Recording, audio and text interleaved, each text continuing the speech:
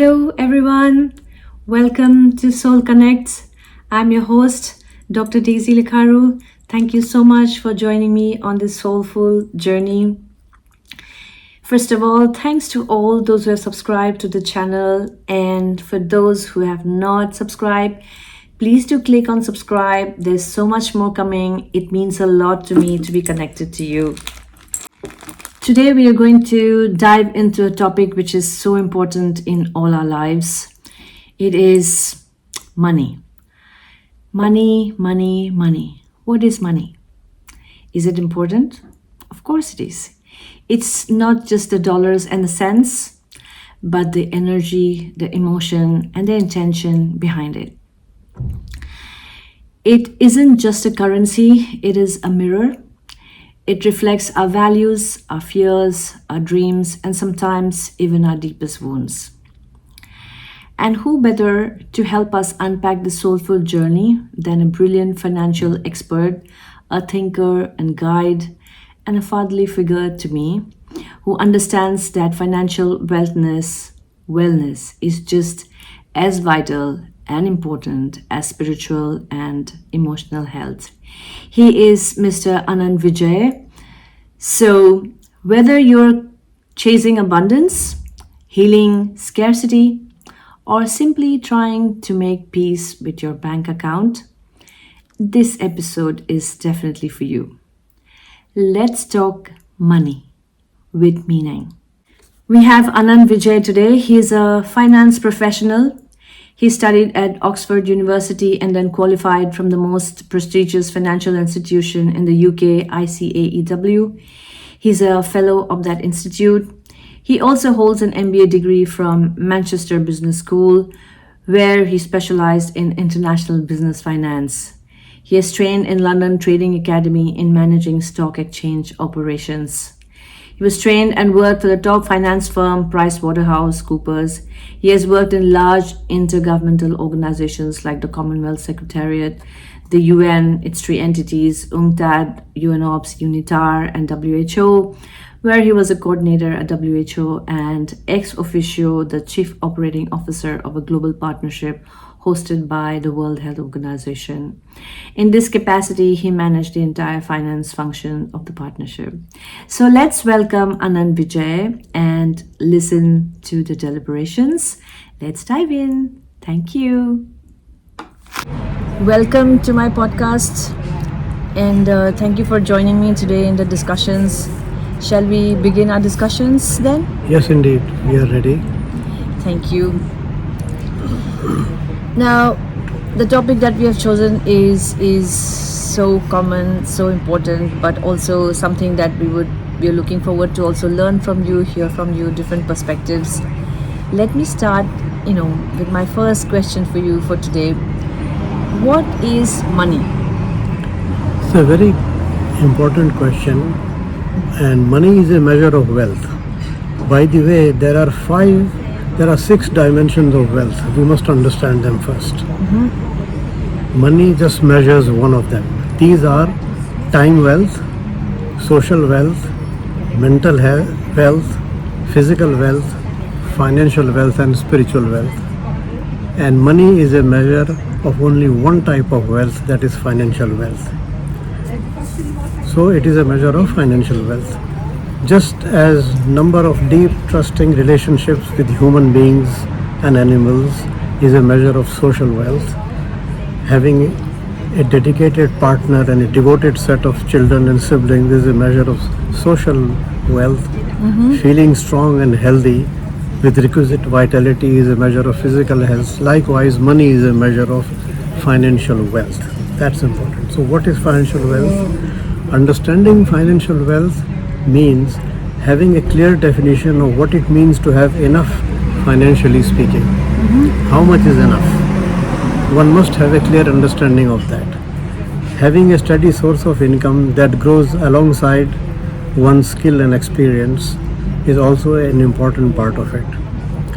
It is also important to manage monthly expenses so that they are always below the income. And one must also have a clear process to save and invest.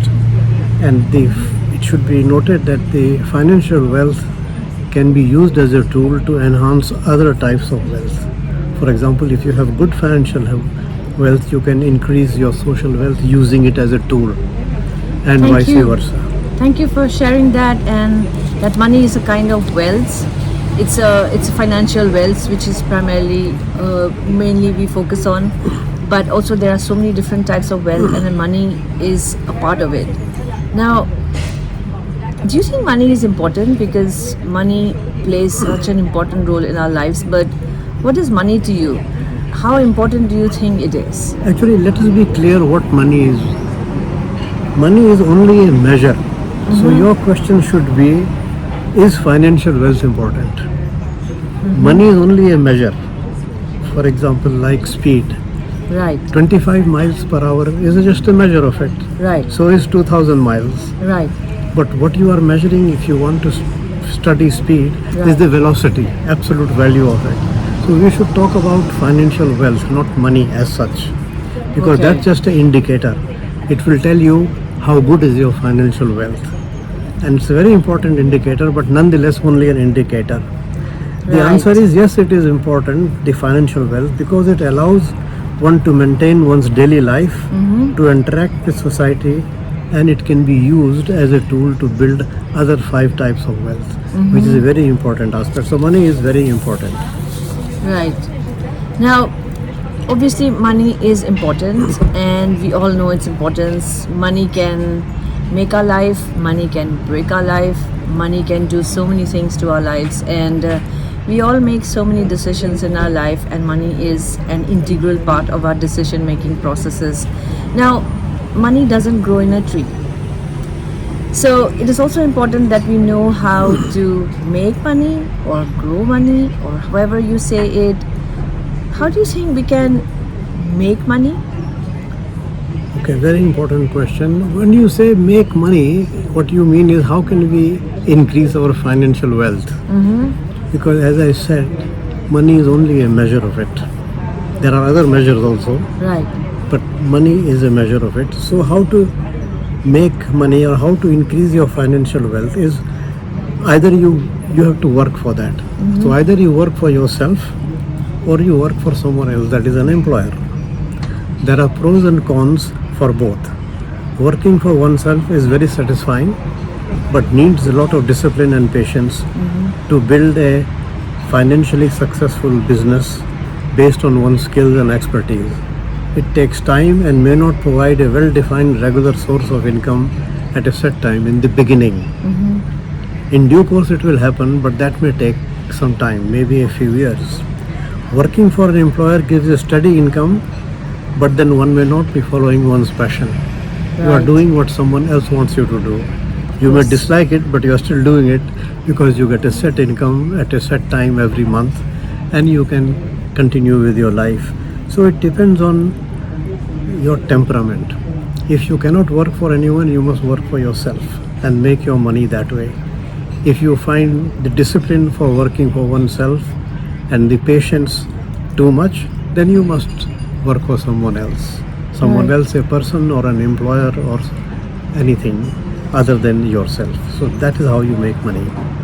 Thank you. I mean, I think that's also important, that in order to make money and to make the choices whether you set up your own system or establishment where you can earn money or make money or grow money, I mean, particularly making money, or you actually work for someone else to make your money. I think those decisions are very personal, but also depends on your skills, on your other factors around you that helps you in taking those decisions. What do you think? Yes, it also depends on one thing more, how much money you have to begin with. Right. If you have a lot of money, you can take the risk, go out on your own, and not bother for every month's paycheck. Right. Right?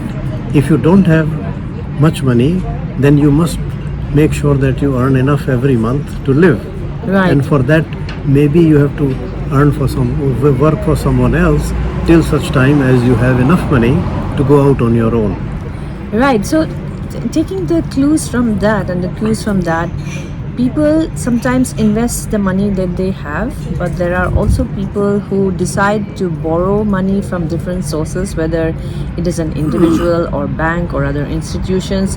Do you think borrowing is a good idea to set up something on your own, or is it something that it is too much of a risk? What are your thoughts on that? Actually, if you want to make big money, substantial wealth, you must borrow. There is no choice. No one has enough money to start a big business on one's own. That's a fact. And if you want to invest also, and if you want to invest big time, you must use leverage. Right. Leverage from your broker. That is borrow money. Right. If you want to buy property, you must borrow money from a bank. If you want to buy a good property in millions of dollars, you will never have that much money. So you must borrow. So if you want to build wealth, that is, have a lot of money in due course, you must think of borrowing as an essential part of it. There is no other way. You can never have enough unless you are born in a very rich family and your parents have given you billions of dollars. That's a different matter. But if you are going out on your own, you must borrow. Right. Okay.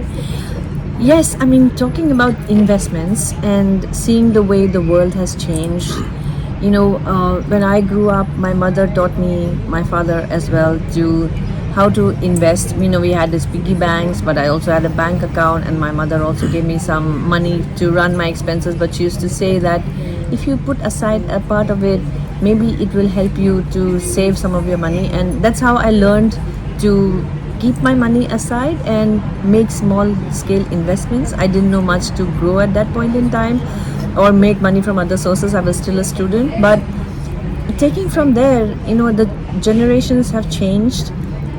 When do you think we should talk to our children about money, and how should we teach them to invest or make or grow money? Obviously there are different practices in different cultures, like for example in India, in the western part, in Gujarat, and also others, they teach their children to grow their money when they are pretty young, but we are not the experts in those. So what is your general idea? How should we teach, and when should we tell our children to save, apart from the piggy banks, etc., how to grow their money or start making an investment?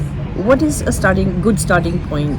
A good starting point is the day they can understand that to buy anything that they want, they need something called money. Right. When they understand the exchange of money for goods and services, that age, and normally it is about 8 to 10 years of age, when they understand the concept of money and what it can do, then you should introduce them to the concept and give them the idea, as you said, that whatever money you have given by your parent at that stage, it can be spent all for your enjoyment. You can buy a toy and finish it all, or you can save some of it. The idea of saving must be given from the beginning, and must be must be told to save a small amount every time they get money. That is how they will get the habit. Right, that sounds good. While I also learned from my parents, I also learned sometimes the difference between what is a need and a want. And this is something that I also told my son early on. Whenever he would ask for something, I would actually ask him to analyze and think in his mind whether this was really a need or this is a want, or whether he should keep the money and set aside and we spend it sometime later. What do you think? Is it helpful? Because for me it has really helped to actually do that. And your thoughts and reflections on that would be very helpful. Actually, if you want to have a good understanding of what is money and how to use it sensibly, then you must have a clear understanding is what are your needs and what are your wants. Because needs must be met. These are needs for a house, a shelter, needs for food, for clothing, and for little movement, which is essential for your day-to-day survival and living. That is a need. Want is something that you may wish to have, like a fancy car. I mean, maybe if your work is like that, you have to travel. A car is a need, but that is a basic car, not a luxury car. So a luxury car becomes a want, a basic car is a need. Like that, you can make a distinction on almost anything that you want in your life, whether it is a need or a want. And the thing is, A need must be fulfilled, but a want, it's up to you. You can Right. fulfill it and enjoy it for a short time, or forgo it and save the money for some other time. That is your choice. Right. I still try to do the distinction, even for myself, whether I'm looking for a need or a want, and try to see, whether I should spend the money or learn to be a little bit more frugal. But that has really helped me, and good to hear from you as well. Um, Talking about investments and rules, I've read, I've heard different rules, and I've followed my own as well. Like, for example, they say, the 80-20 rule, or where you spend like 20% of what you earn, or the 70-30 rule, where you spend like 30, where you save 30% of what you earn. I have been quite drastic. Maybe some people have been more drastic as well. I have also followed the 50-50 rule as well to help me in, saving. And I'm sure some of them also follow even more drastic rules. But what is your suggestion broadly for someone? Is there a rule that they need to follow, or is it something personal, or they should follow something so that they are able to set aside and help them in investing, or saving, or growing the money that they have saved? Yeah. Yes, a good question, but from the experience of many households and individuals over the years, it has been found that 50% of your income should be used to meet your needs, 30% for wants, and 20% for saving. That is a rough rule. Right. It depends on your circumstances also. And again, there are different approaches to how much you should save and how much you should spend. For example, if you are under stress because you have a debt, then you have to use a conservative approach and save only 10%. Right. If you want a balanced approach, then you need to save about 20%. Right. If you want an aggressive approach, because you may want to buy a house later on, so you'll have to have enough money as a deposit, then you must have an aggressive approach and you should save 30%. So these are the basic rules of thumb, how much you should save from your income. Right. So I'm sure you people who are listening would follow this rule and try to make your own savings, and so that use the same to also grow as well. Now, let me come to the other aspect. We know there are rules we should follow. It is important that we follow the rules to help us in saving, to achieve our dreams and goals and desires that we have, even for our wants as well. But what are the broad buckets that one should consider when you're looking at your finance or a budget overall, or in your investment portfolio per se? You have saved, you have earned X amount, you have saved and set aside Y amount, and the rest are used for your wants and your needs. But then the one that you have set aside, how do you invest that amount? What are the different buckets that one should consider so that they are able to grow the money in X amount of time? Okay, a more fundamental question is, where should you keep your money? Right. Okay. Of course. Now, you can keep your money in your house in a cupboard. You can keep it under your pillow. That's not a great idea. Many people do it. Yes. And they do it, and when there is a stock market crash, they are the ones who are happiest, right? But then if you have a monetization and then changing of currency, they are the ones who will be losing Yes, the most. that's also there, but that's a possibility. Or you can keep it in a bank account. There are many types of bank account: fixed deposits, recurring term deposits, Right. and flexible bank accounts. You can choose one of them and put it in that, or you can put them in stocks and shares, right? Or you can buy time-bound investment instruments like annuity, or a plan that gives you a set amount of money after, say, number of years. Or you can buy property, or in precious metals, or pension funds. These are the various, what you call buckets, where you can put your money. Right. And you have to use actually all of them, not just one of them. Right. The question is, where should most of your money be? Right. And that is a question of individual taste and your risk appetite. How much risk you can take. For example, if someone has a big risk appetite, Right. they can put most of their money in stocks and shares, and only a small amount, 20%, in banks. So how does one define their risk appetite? Are there meters or there are there tools that one can use? Risk appetite is, you should ask yourself, suppose I have $1,000. If I invest it in something, how will I feel if I lose it all? If I feel very bad, I have a very low risk appetite. If I feel, okay, it's a game, I lost it, I will win next time, then you have a high risk appetite. Right. It depends on your attitude to loss. Right. Personally, I have a low risk appetite, but I have tried to improve my, from low risk to moderate risk. Maybe I've become better over a period of time. But yeah. Yes, the important thing is that risk should not be avoided, it should be managed. Yes. No risk, no gain, right? No, yes. It's very important. And if you want a big gain, the risk will also have to be big. Remember that. Obviously, yes. So you have to, it goes both ways. Right.